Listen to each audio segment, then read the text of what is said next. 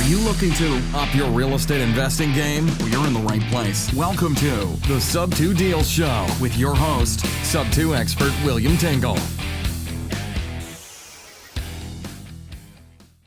Hey, Sub2ers, my name is William Tingle of Sub2Deals.com, and I'd like to welcome you to this episode of the Sub2Deals Show, where we talk about all things subject to. And occasionally we will cover some other real estate investing topics, but it's always something to help you with your real estate investing business. Today's topic is certainty, the most important part of any deal. And I'm sure there are some of you guys out there that are going, what? Certainty? I thought it was equity or cash flow or one of those things. Well, yeah, sure, that's important, but the first thing is certainty, and I'm going to explain to you what I mean by that in here in just a minute. You know, real estate investing is not the easy money that it's made out to be. After a conversation that I had with a fellow named Tyler a few days ago, I realized that we should spend more time talking about the actual nuts and bolts of reality and real estate investing, and we'll start this episode with the question, what makes a deal a deal? And I'll tell you a little bit more about Tyler here in just a bit. Believe me, if you call yourself an investor, you need to know how important certainty is, and know it well, because it's something I see time and time again from newbie real estate investors. They have no clue about what makes a deal, and really wouldn't know a good deal or from a bad one if their lives depended on it. So many people getting into investing, and especially this sub-2 thing, think if someone gives them a deed, they have a deal. And really, nothing could be further from the truth. Sometimes, most times actually, if you go along with this type of thinking, instead of getting a deal, all you're really going to do is make someone else's problem your own. And problems aren't good. So what does make a deal a good deal? Certainty of profit. And what's the second most important thing? Absolutely nothing. There is no second most important thing. Certainty of profit is the only thing that matters. You'd think that'd be a given, but it's not. And it's not because investors seem to always get it in their heads. The goal of real estate investing has something to do with houses and buying a bunch of them and getting them under their control. But really, that's not the goal. What I absolutely need you to do right now is to separate those two concepts. One, the thought of profit, and two, the idea that building a real estate empire is what it's all about. These are two completely different things. And at this moment in your investing career, especially if you're just starting out, they just can't coexist. So how can this be? You're probably asking yourself, well, okay, first, don't be a deed collector. Be a profit collector. Sub2 isn't a magic wand you can just wave and turn a pile of crap into something really good. Sub2 is a favorable method of acquisition. And I say favorable, but there are times it's not. If it's a horrible interest rate loan or the terms are bad, it's really not. Sub2 most of the time, I should say, is a favorable method of acquisition. It's just a form of financing, a way to buy a property without banks, and really nothing more. So let's get back to Tyler. Now, we were cold calling and texting FSBOs a few weeks back, and I got this guy on the phone. His name was Tyler. He's a real estate investor, lives out in California, and had a property listed for sale on Zillow. And so since we were both investors, we just started talking a little bit about it. And, it was really funny. He couldn't answer one question about that property's financials except for the interest rate on the loan and the payment amount. And that was really suspect in itself, because the payment amount didn't match what it should be for a loan with the terms he quoted on a 50-year-old brick ranch house in Wichita. The taxes just aren't that high to make up for the payment that he was talking about the house having. He didn't know the amount owed, the amount needed to cure the default. The house is in forbearance and foreclosure. The amount of back taxes he claimed the seller had and needed cash to settle from the deal. And because of this, he most certainly couldn't know if there was profit in it for him and his partner. As a result, the chances of Tyler being able to move this property and help his seller and make a profit are virtually zero. And that's really too bad. It's too bad for the seller. It's too bad for Tyler and his partner. You've got to go into these deals knowing what your potential profit is. So how could Tyler have fixed this? Well, by knowing the things investors need to know to have certainty. And what are these things? Well, number one is the ability to know value. When you make contact with a seller, you should have a way to know instantly what the value of the property that they have for sale really is. MLS access, prop stream, general knowledge of the area, any of this stuff works, but have a way, some way to know what the value of that property is within a reasonable amount. It doesn't have to be exact, but it should be pretty darn close. For example, we had a guy post in the forum a while back about Sub2 deals that he has to assign. I asked him what he had in the state that interested me, and he replied with a few details about a property stating that it had a value of $280,000. After more discussion in private, he said a couple of agents had valued it at between $300 and $335. The loan balance was $199, and he wanted a $60,000 finder's fee. Now, this house sold for $219,000 12 months ago, and both PropStream and Zillow had it valued at $235. This guy obviously had no clue as to the true value of the property and no chance of selling it with his current numbers. The value of the property in question is the basis, the foundation. It's the very start of what you must have to determine if there's potential profit here for you. You need to be able to determine this, and this is the only way you can have certainty. And certainty is what's going to let you sleep at night. The ability to determine this number is critical. If it's off significantly, nothing else matters. Okay. Number two, ask the right questions. And when I say the right questions, I'm talking about the story. When you're talking to a seller, ask the questions you need to know the things that you need to know to have certainty if there's a deal. We start out trying to get the story because the deal really is in the story. Why is the seller selling? How soon do they need to move or get the deal closed? Is there anyone else on title? We want to know the story because the story gives us a snapshot into the seller's motivation, the speed at which the deal has to move, and how many people we ultimately have to get on board and work with. So those things are crucial to know.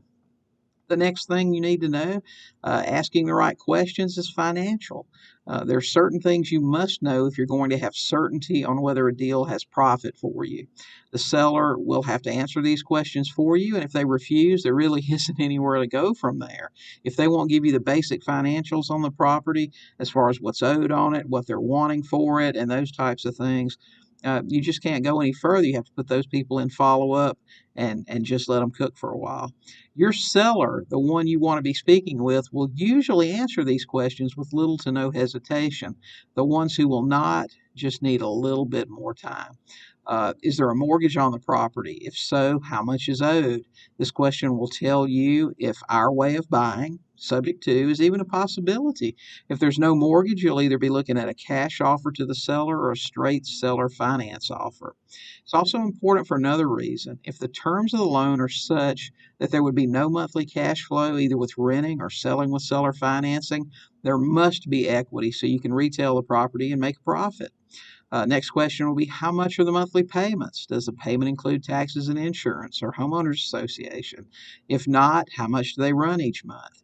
These questions are important because if your intent is to hold the property in any way, either to rent or sell with seller financing, you must know the amount of the monthly payment to ensure there will be cash flow and the cash flow that you require on your deals.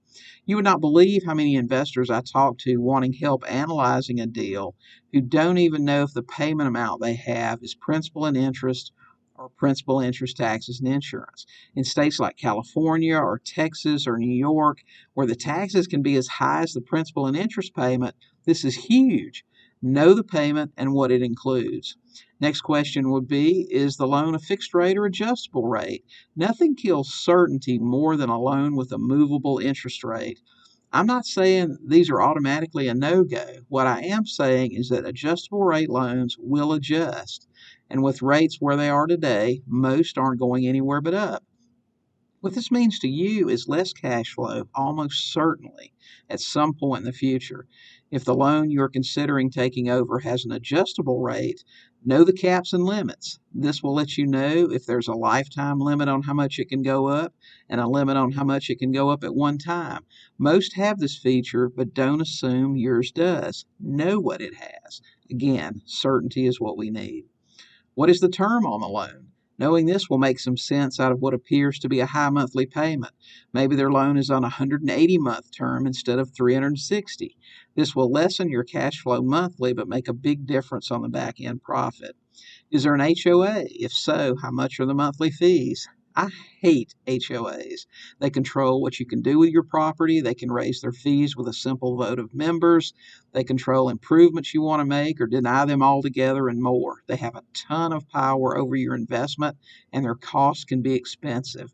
Some HOA fees are small. I've seen some that were only $20 a year, and I've also seen some that were high, really high. We looked at a property this week that had a $600 a month HOA fee. I would hate to find that out after I bought the house. Important information to know before you take a deed, wouldn't you say? Are the payments current? Is the loan in forbearance? If so, how much longer does the forbearance have? Has the lender offered you the option of putting the forbearance into the end of the loan? Today, especially, these are important questions. With almost 1 in 10 loans in some sort of forbearance, chances are you'll run into this, and you need to be able to plan what you will do depending on your exit strategy.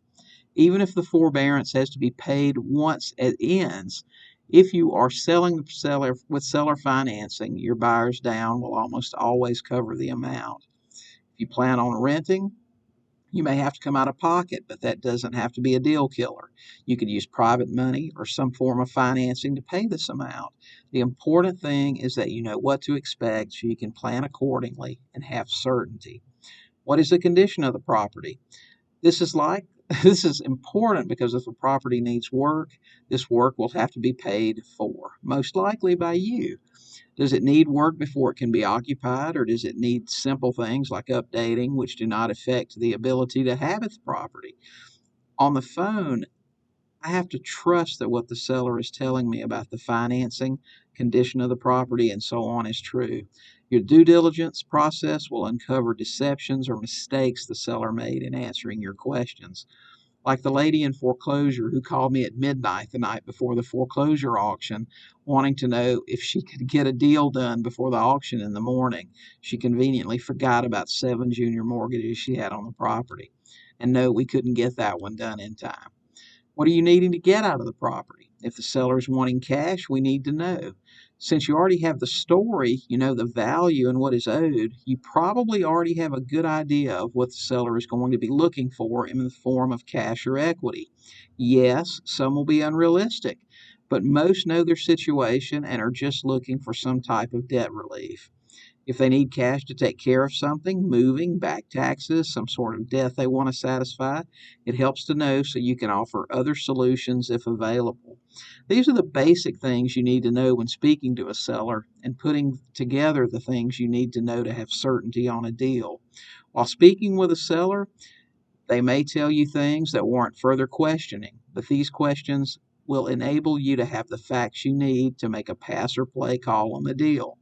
Now, if our man Tyler had asked these questions from his seller, he could have answered any question I had, and his seller probably wouldn't go to foreclosure in a few months like almost certainty is going to happen. Certainty for Tyler might have saved this seller. Facts, knowing and verifying the facts are what makes certainty possible.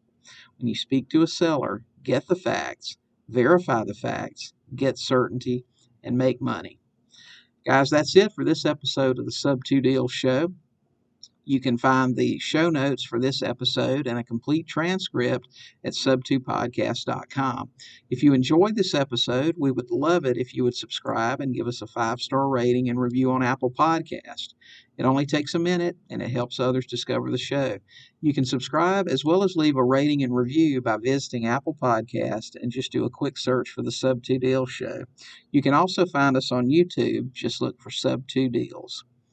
And finally, if you haven't yet, you can join our free Facebook Subject To group at sub2forum.com.